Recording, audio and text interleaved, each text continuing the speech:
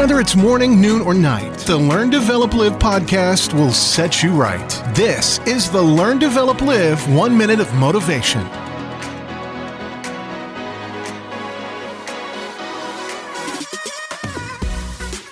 Welcome to the Learn, Develop, Live podcast with your 1 minute of motivation. My name is Chris Shaggs, and here is your quote for today. Do you ever just get a random burst of motivation to clean your room, write a novel, paint a masterpiece, or even read a book at like 3 a.m? It's happened to everyone at some point. You're minding your own business and suddenly get the urge to do something random.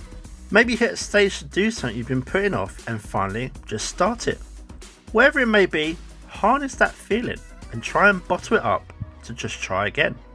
Go see what you do in the following days, weeks and months. We all get the urge to do things at strange times, so whenever you do find that magic, make something magical happen from it.